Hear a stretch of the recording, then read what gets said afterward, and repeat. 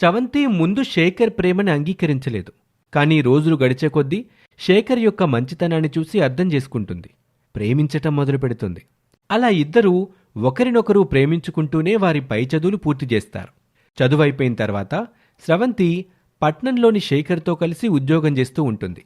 ఒకరోజు కూతుర్ని చూడాలని చంద్రం స్రవంతి ఉంటున్నటువంటి ఇంటికి చేరుకుంటాడు. అప్పటికే ఆ ఇంట్లో శేఖర్ ఉంటాడు. ఇక అప్పుడే స్రవంతి తన తండ్రిని చూస్తుంది.